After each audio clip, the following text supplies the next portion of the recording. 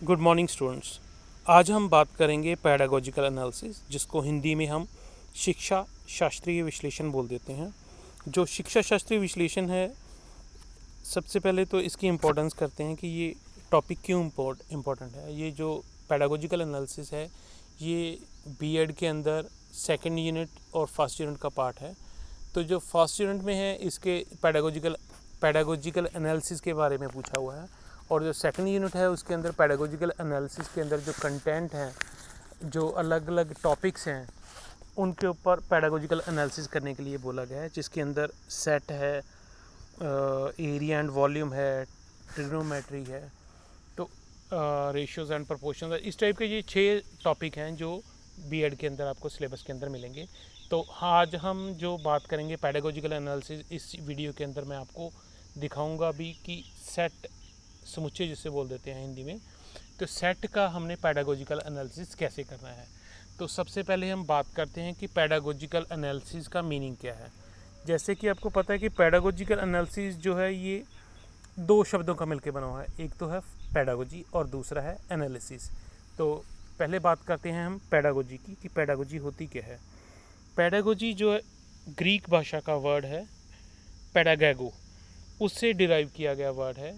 जो ग्रीक भाषा का जो ये शब्द है पैडागैगो, ये भी फर्दर इसकी जो 2 कॉन्स्टिट्यूएंट वर्ड हैं, तो फर्स्ट है पैडाउस जिसका मतलब होता है चाइल्ड, और एगोगोस का मतलब होता है लीड।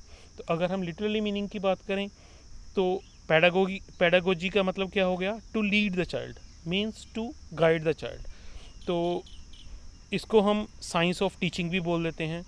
साइंस ऑफ टीचिंग इसलिए बोल देते हैं क्योंकि इसमें जो भी हम प्रोसेस है, टीचिंग का प्रोसेस, टीचिंग लर्निंग जो प्रोसेस है, ये जो सिस्टमेटिकली और ऑर्गेनाइज रूप से हम करते हैं, तो इसलिए हम इसको साइंस ऑफ टीचिंग भी बोल देते हैं। नेक्स्ट बात आती है पैडागोजिकल एनालिसिस की। जो मैंने आपको बताया था अभी कि पैडागोजिकल एनालिसिस है, ये 2 शब्दों का मिलकर बना हुआ है। पैडागोजी जिसका मीनिंग अभी हमने करा है टू लीड द चाइल्ड या साइंस ऑफ टीचिंग, और जो एनालिसिस है, एनालिसिस का मतलब होता है to break into small parts या स्मॉल कॉन्स्टिट्यूएंट्स। ठीक है, तो इसी ढंग से आज जैसे मैंने आपको बताया कि जो पैडागोजिकल एनालिसिस है वो हम टॉपिक का करेंगे सेट का। जो सेट मीन्स समुच्चय का अगर हम पैडागोजिकल शिक्षा शास्त्रीय विश्लेषण करेंगे, तो अब हम सेट को उसके मेजर और माइनर पार्ट्स में बांटेंगे। वो मैं आगे आपको करके दिखाऊंगा। एक बार मीनिंग दोबारा से कर लेते हैं कि पैडागोजिकल एनालिसिस क्या है। एनालिसिस क्या है किसका, पैडागोजी का। तो पैडागोजिकल एनालिसिस को मैंने आपको जैसे बताया था कि पैडागोजी का मतलब होता है साइंस ऑफ टीचिंग। तो साइंस ऑफ टीचिंग में मैंने आपको बताया कि ये सिस्टमेटिक और ऑर्गेनाइज्ड वे होता है टीचिंग का। तो अब ऑर्गेनाइज्ड या सिस्टमेटिक का मतलब क्या है कि सबसे पहले तो हमें पता होगा कि हमने क्लास के अंदर पढ़ाना क्या है।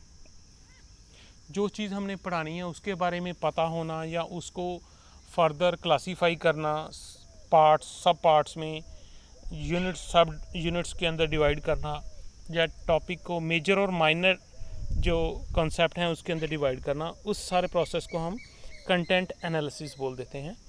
और सेकंड जो स्टेप है, जो ये इस स्लाइड के अंदर ग्रीन कलर की जो टैब है उसके अंदर है, उसको बोल देते हैं framing of instructional objective. Hindi में इसको बोल देते हैं अनुदेशनात्मक उद्देश्यों का निर्माण।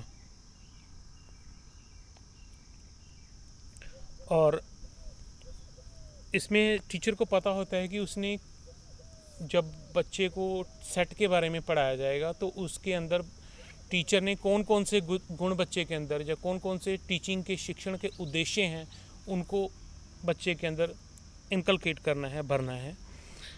तो थर्ड स्टेप आता है जो ब्लू कलर की टैब है उसके अंदर, इसमें लिखा हुआ है मेथड्स और टेक्निक्स। इसमें हम शिक्षण विधियों, प्रविधियों, क्रियाकलापों एवं सामग्री का उल्लेख हम करेंगे।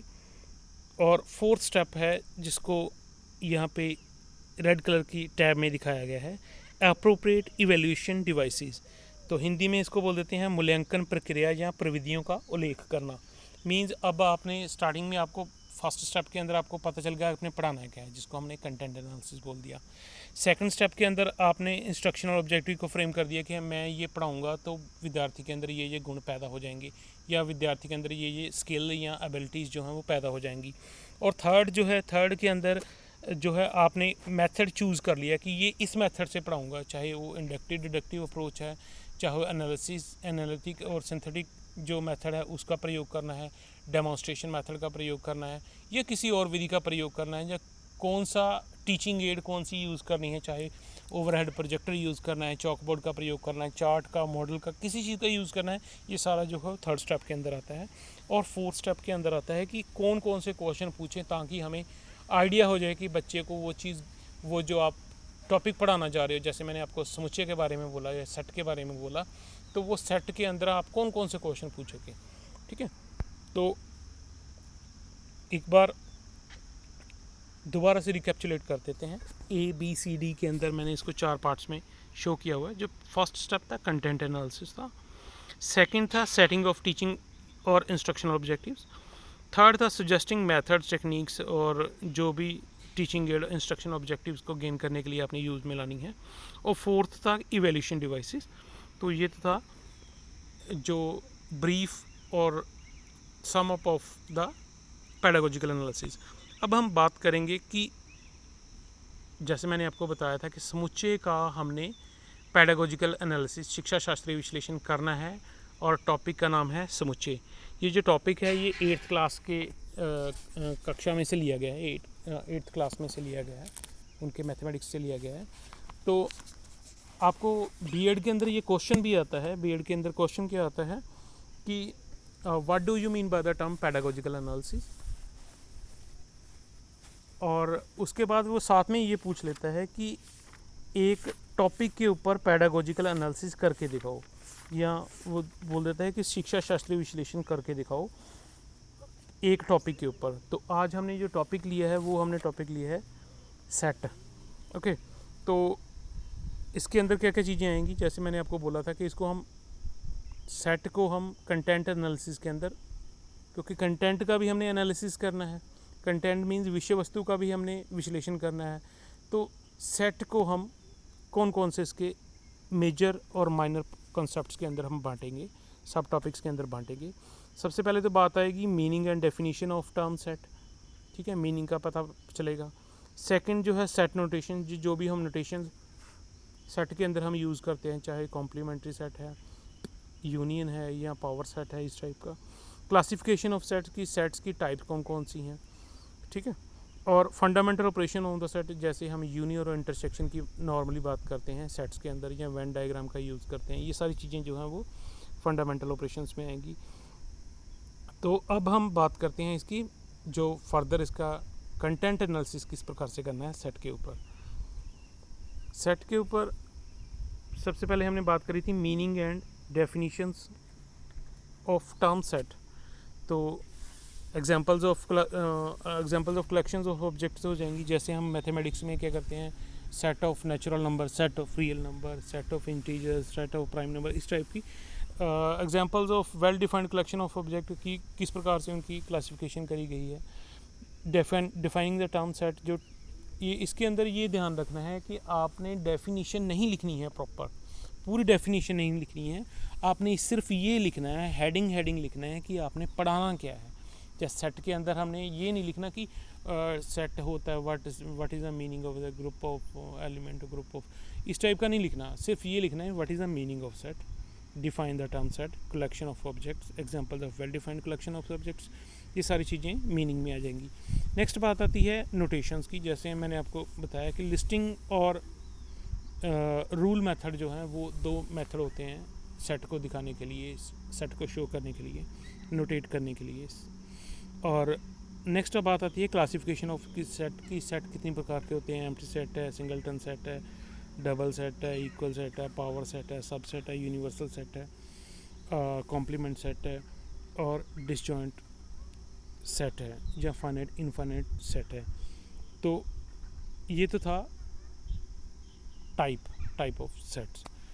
बाद में अब बात आती है, जैसे मैंने आपको बताया था कि फंडामेंटल ऑपरेशंस हैं। फंडामेंटल ऑपरेशन सेट के ऊपर कौन कौन से हैं? यूनियन है, इंटरसेक्शन है, और जो हम इनको शो कर देते हैं वेन डायग्राम के थ्रू। तो ये जो कंटेंट एनालिसिस है, मेरे ख्याल से आपको समझ लग गई होगी। मैं दोबारा से एक बार रिकैप्चुलेट कर देता हूँ कि सेट के अंदर हमने पढ़ाना क्या है, या हमने डिवीज़न करनी है कंटेंट की। कंटेंट को सब टॉपिक्स में बांटना है। सबसे पहले मीनिंग था, सेकंड सेट था, सेट नोटेशन थी, और थर्ड थी क्लासिफिकेशन ऑफ सेट, और लास्ट था fundamental operation on the sets. ये तो था कंटेंट एनालिसिस।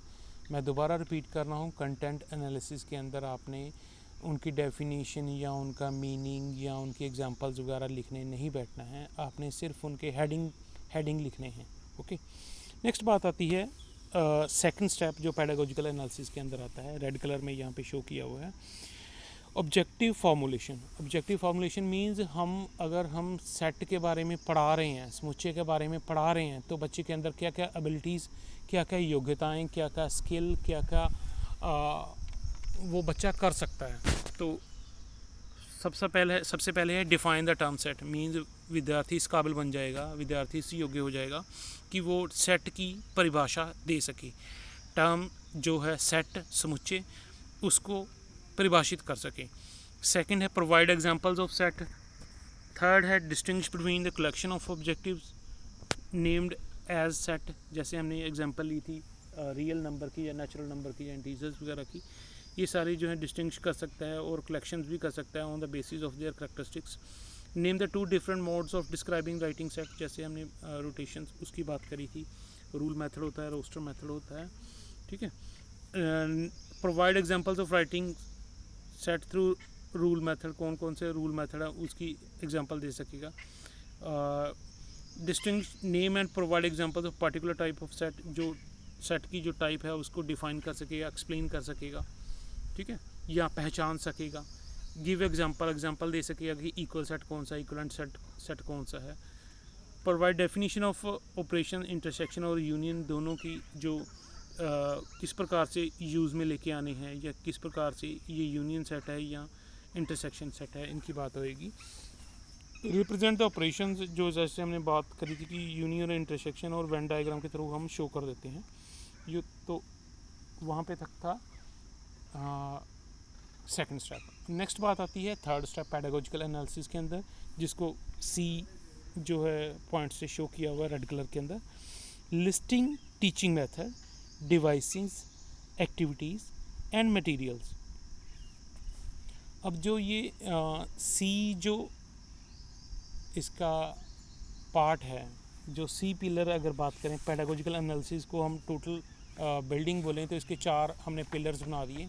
सबसे पहला pillar content analysis, second pillar जो है ऑब्जेक्टिव्स था, जो इंस्ट्रक्शनल ऑब्जेक्टिव इन बिहेवियरल टर्म्स, थर्ड है टीचिंग मेथड, और चौथा है इवैल्यूएशन। जो थर्ड स्टेप है जिसकी अब हम बात कर रहे हैं, जिसको हेडिंग का नाम दिया है सी, और listing teaching method, devices, activity and material. ये जो पॉइंट है, ये जो पिलर है, थर्ड पिलर सी पिलर, ये थोड़ा सा ब्रीफ रह जाता है जब आप फाइनल एग्ज़ाम में बैठते हो। तो इसके ऊपर थोड़ा सा इसको पढ़ लेते हैं ताकि थोड़ा सा दिमाग में रह जाए और आपको लिखने के योग्य भी आप बन जाओ। तो मेथड्स एंड डिवाइसेस यूज्ड, कौन कौन से मेथड हम यूज़ में लेके आते हैं मैथमेटिक्स के अंदर। इंडक्टिव मेथड है, नरेशन मेथड है, एक्सप्लेनेशन डिवाइसेस है, डेमोन्स्ट्रेशन स्ट्रेटजीज़ हैं, ये सारे मेथड्स हैं। एक्टिविटीज़ और मटेरियल कौन सा यूज़ करना है। प्रोवाइडिंग एग्जांपल्स की जो एग्जांपल्स हैं वो उसका डिस्क्रिप्शन कैसे देना है, वर्बल डिस्क्रिप्शन देना है या ग्राफिकल रिप्रेजेंटेशन देनी है, या किसी ग्राफिक एड का यूज़ करना है, चाहे वो with the help of graph paper हो सकता है, या with the help of chalk board, या किसी ओवरहेड प्रोजेक्टर या प्रोजेक्टर की सहायता से इसको प्रयोग में लेके आना है। मीन्स हम बात करेंगे, सबसे पहले तो हमने मेथडोलॉजी की बात करी कि कौन सा मेथड यूज़ में आएगा। नेक्स्ट बात करी कि कौन कौन सा एक्टिविटीज़ या कौन सा मटेरियल हमने यूज़ में लेके आना है। नेक्स्ट है providing verbal as well as non verbal illustration. जैसे मैंने बात करी कि कौन सी टीचिंग एड यूज़ करनी है, इसमें चार्ट यूज़ करना है, मॉडल यूज़ करना है, या किसी और जो इक्विपमेंट है कोई और साधनों का प्रयोग जो है वो लेके आना है, ये प्रयोग में लाना है। डेमोन्स्ट्रेशन करनी है with the help of black board करनी है, ग्राफिक मटेरियल की सहायता से करनी है, स्लाइड्स की सहायता से करनी है, या ओवरहेड प्रोजेक्टर या स्लाइड प्रोजेक्टर की सहायता से जो है उसका प्रयोग में डेमोन्स्ट्रेशन बच्चों को दिखानी है। Next, helping the student to acquire skill of writing set through with their symbolic language. अब बच्चों को सिखाना है, तो आप सिखाएंगे कैसे? जहाँ तो बच्चे को उनकी कॉपीज़ के ऊपर लिखवाओगे उनको ड्रॉ करने की मीन्स जो पैरेंथेसिस हैं, जो ब्रैकेट्स हैं, कौन सी ब्रैकेट यूज़ करनी है, पावर सेट के अंदर कौन सी ब्रैकेट यूज़ होती है, जो एम्प्टी सेट है उसको डिनोट कैसे करना है, ठीक है। तो इस टाइप के जो राइटिंग स्किल्स हैं बच्चे के अंदर जो डेवलप करने हैं, या सिंबॉलिक लैंग्वेज बच्चे को सिखानी है, वो कौन से एड यूज़ करोगे, कौन सा टॉपिक यूज़ करोगे, कौन सी मटेरियल यूज़ करोगे, ये सारी चीज़ें जो हैं वो सी पॉइंट के अंदर आती हैं। नेक्स्ट बात आती है जो चार्ट है उसका प्रयोग कैसे लेके आना है। जैसे यहाँ पे लिखा है exhibiting A chart with examples of different types of sets for helping the students in recognition and differentiation among the different type of sets, कि बच्चे को इस योग्य बना देना है। किस प्रकार से इस योग्य बनाना है कि वो चार्ट को शो कर सके, चाहे चार्ट पे जो है अपने जो उसने नॉलेज गेन करी है, जो टीचिंग उद्देश्य है उनको गेन करा, किस प्रकार से शो कर सके। Demonstrating the concept and skill of making Venn diagram, कि वेन डायग्राम कैसे शो करनी है, इंटरसेक्शन कैसे शो करनी है, यूनियन किस प्रकार से शो करना है, या सेट के अंदर जो सब सेट हैं उसको कैसे डिफाइन करना है with the help of Venn diagram. ये चीज़ें जो हैं जो किस प्रकार से शो करना है, कौन से मेथड से यूज़ करना है, कौन सी टीचिंग एड द्वारा ये चीज़ें प्रस्तुत करनी है बच्चे के सामने, ये चीज़ें जो है वो सी स्टेप के अंदर आएंगी।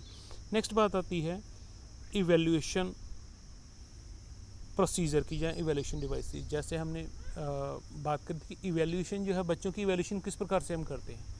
बच्चों की इवेल्यूशन जो है वो दो प्रकार से नॉर्मली की जाती है क्लासरूम के अंदर, या तो वर्बल होती है या नॉन वर्बल होती है। तो नॉन वर्बल जो है यहाँ पे जो पेडागोजिकल एनालिसिस है रिटन फॉर्म में है, तो हम यहाँ पे नॉन वर्बल की ही बात करेंगे, मीन्स रिटन मटेरियल की ही मेनली बात करेंगे। तो रिटन मटेरियल में जहाँ रिटन बच्चे की इवैल्यूएशन करनी है तो किस प्रकार से होगी, with the help of questions होगी। जो क्वेश्चंस है फर्दर क्वेश्चंस की क्लासिफिकेशन है, क्वेश्चन कितने टाइप के होते हैं। क्वेश्चन को हम मेनली 3 टाइप्स में डिवाइड करते हैं। फर्स्ट है ऑब्जेक्टिव टाइप क्वेश्चन, सेकंड है शॉर्ट आंसर क्वेश्चन, और लास्ट है ऐसे टाइप क्वेश्चन जिसको हम निबंधात्मक प्रश्न बोल देते हैं हिंदी के अंदर। तो इसी प्रकार से हम जो सेट के ऊपर हैं ये तीनों टाइप के क्वेश्चंस हमने पूछने हैं, ताकि जो समुच्चय है, जो सेट है, इस टॉपिक का कोई भी जो पार्ट है या कॉन्स्टिट्यूएंट है, जो माइनर कॉन्सेप्ट है, वो अछूता ना रह जाए। तो स्टार्ट करते हैं। First question, define the term set by giving at least 5 examples from environmental surroundings. तो बच्चे को इस योग्य बना देना, या बच्चे से ये क्वेश्चन पूछ लेना कि वो 5 टाइप के सेट्स जो हैं उनको प्रेजेंट करे, प्रस्तुत करे। तो इस टाइप का क्वेश्चन जो है इसको हम ऐसे टाइप वाले क्वेश्चन में भी काउंट कर लेते हैं, या शॉर्ट आंसर में इसकी लेंथ जो है वो, या कोई जैसे नंबर ऑफ डिजिट्स दे के बच्चे से अलग अलग डिवीज़न करवा के उनमें से, जैसे आपने मान लो 1 से लेके 100 तक के डिजिट्स दे दिए बच्चे को, और फर्दर उनमें से उनको कहा गया कि आप सेट बनाओ, किस टाइप का सेट बनाओ, इवन नंबर्स का सेट, ठीक है, ऑड नंबर का सेट, नेचुरल नंबर का सेट, और रियल नंबर का, इंटीजर्स का सेट, और क्या कहते हैं प्राइम नंबर्स का सेट। तो इस टाइप की जो अगर डिवीज़न करें तो ये जो क्वेश्चन है, फर्स्ट जो क्वेश्चन है, इसको ऐसे टाइप क्वेश्चंस में भी काउंट करके बच्चों से पूछा जा सकता है। Second question, tell which one of the following collection of object can be formed as sets और नॉट। तो ये collection of fair skinned students हैं, इनको ये क्लासरूम के अंदर ये एक्टिविटी का यूज़ किया गया है कि क्लास के अंदर कौन कौन से स्टूडेंट्स की डिवीज़न करी गई है। इंग्लिश के अल्फ़ाबेट्स हैं, कौन से कॉन्सोनेंट्स हैं, कौन से वोवल्स हैं। ये नॉर्मली जो मैथमेटिक्स में है हम वोवल्स और कॉन्सोनेंट का प्रयोग भी हम यहाँ पे करते हैं। Write the following set in the symbolic, third question है, write the following set in the symbolic language first using listing listing method and then through rule method, जो रूल मेथड का प्रयोग करना है कहाँ से लेके कहाँ तक। नेचुरल नंबर है 3 से लेके 8 तक के। तो ये तो था इस टाइप का क्वेश्चन जो है वो शॉर्ट आंसर में पूछा जा सकता है। नेक्स्ट आता है फोर्थ, फिलिंग द ब्लैंक्स। जैसे मैंने बोला था कि आपको कि जो आप इवैल्यूएशन डिवाइस यूज़ करोगे, जो इवैल्यूएशन प्रोसीजर यूज़ करोगे, इसमें सारी बातें करोगे। मीन्स आप ऑब्जेक्टिव टाइप क्वेश्चन भी पूछोगे, आप शॉर्ट आंसर भी पूछोगे, आप ऐसे टाइप क्वेश्चन भी पूछोगे। तो ये जो फोर्थ क्वेश्चन है this falls in the category of objective type question, क्योंकि वन वर्ड आंसर है। Filling the blanks, first question है, फर्स्ट सब पॉइंट है इसका, a set which has no member is called, कौन सा सेट बोल देते हैं हम उसको, ठीक है। सेकंड है the set of all natural number is designated by the letter, कौन से लेटर से हम डिनोट करते हैं। इसी टाइप से ये फॉर थर्ड, फोर्थ, फिफ्थ जो इसके जो ऑब्जेक्टिव टाइप क्वेश्चन का पार्ट हो गया, जो टाइप होगी। फिफ्थ क्वेश्चन में आ गया give an example each of the following, जो इक्वल सेट है इसकी एग्जांपल पूछ लेनी है, एम्प्टी सेट की एग्जांपल पूछ लेनी है, इक्वलेंट सेट की एग्जांपल पूछ लेनी है। सिक्स क्वेश्चन है, ये जो सिक्स क्वेश्चन है इसको शॉर्ट आंसर क्वेश्चन में भी मतलब काउंट किया जा सकता है। मीन्स इसको 4 नंबर में काउंट किया जा सकता है, क्योंकि यहाँ पे 2 सेट बताए गए हैं ए एंड बी। तो ए के ऊपर आपने पहले तो यूनियन लगाना है, फिर इंटरसेक्शन लगाना है, ठीक है, फिर इसको वेन डायग्राम के थ्रू शो भी किया जा सकता है। तो ये इस टाइप के क्वेश्चन जो हैं आप 4 नंबर में भी पूछ सकते हैं, क्योंकि इसके ऊपर 2 चीज़ें आपने बच्चे से पूछ ली, एक तो आपने यूनियन पूछ लिया, एक इंटरसेक्शन पूछ लिया, और थोड़ा सा और एलेबरेट करने के लिए आपने उनके साथ में इसका वेन डायग्राम भी पूछ लिया। नेक्स्ट है seventh question, answer the following in one sentence only, what is set. इस टाइप के क्वेश्चन जो हैं इनको हम नॉर्मली ऑब्जेक्टिव टाइप क्वेश्चंस के अंदर काउंट कर देते हैं, depends upon the length of the question. तो ये तो था पैडागोजिकल एनालिसिस। एक बार मैं रिकैप्चुलेट कर देता हूँ कि पैडागोजिकल एनालिसिस के अंदर हमने क्या क्या किया। पैडागोजिकल एनालिसिस के अंदर मैंने आपको बताया था कि सेट के ऊपर मैंने पैडागोजिकल एनालिसिस करके दिखाया आपको। तो जो सेट हैं या जो टॉपिक है सेट, इसको हमने 4 जो इसके कॉन्स्टिट्यूएंट है, जो पिलर्स हैं उनके अंदर बांटा था। सबसे पहला पिलर था कंटेंट एनालिसिस। सेकंड जो जिसको रेड कलर में शो किया गया था, सेकंड है ऑब्जेक्टिव फॉर्मुलेशन, जो बी पॉइंट जिसको शो किया हुआ है। थर्ड है listing teaching method, devices, activities और मटेरियल्स, इसको थर्ड पिलर बोल देते हैं। और फोर्थ जो है वो आ जाता है इवैल्यूएशन प्रोसीजर या इवैल्यूएशन डिवाइसेस, कौन कौन से क्वेश्चन आपने पूछने हैं बच्चे से, ये जो है फोर्थ जो इसका पिलर है उसके अंदर आ जाते हैं। तो मेरे ख्याल से पेडागोजिकल एनालिसिस आपको समय लग गया होगा। तो अब इसके अंदर जो है एग्ज़ाम के अंदर आपसे क्वेश्चन क्या क्या पूछा जाता है, किस टाइप से पूछा जाता है। जैसे मैंने आपको स्टार्टिंग में ही बताया था कि जो पैडागोजिकल एनालिसिस या शिक्षा शास्त्रीय विश्लेषण है, ये जो क्वेश्चन है ये बहुत इंपॉर्टेंट क्वेश्चन है और 16 नंबर के अंदर नॉर्मली आता है।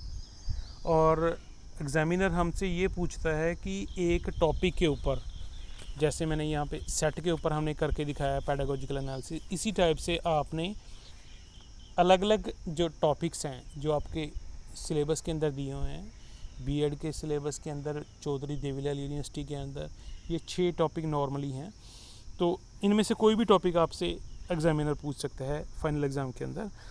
तो ये क्वेश्चन है किस प्रकार से आता है।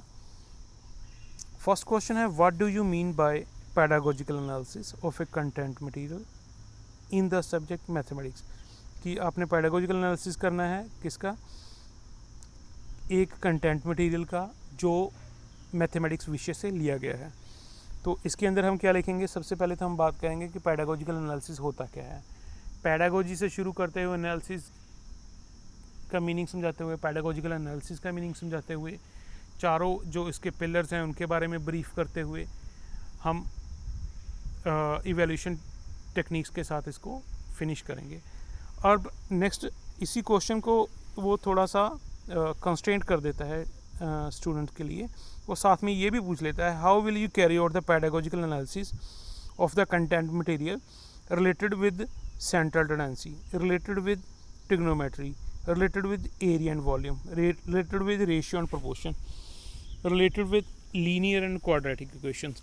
तो इसके साथ भी वो टॉपिक पूछ लेता है। जैसे हमने सेट का टॉपिक करा है, तो सेट का क्वेश्चन क्या बनेगा, what do you mean by pedagogical analysis of a content material in the subject mathematics, how will you carry out the pedagogical analysis of content material related with the topic set from the secondary school stage. जैसे हमने 8वीं तक का set समुच्चय के ऊपर शिक्षा शास्त्रीय विश्लेषण करके दिखाया है, इसी प्रकार से आप इन 5 में से किसी का भी एग्ज़ाम के अंदर आ सकता है और आपको ये करके दिखाना है। ओके, तो आई होप कि आपको समझ लगा होगा कि पेडागोजिकल एनालिसिस होता क्या है और इसके अंदर आपने इस क्वेश्चन के अंदर आपने क्या क्या लिखना है। Thank you.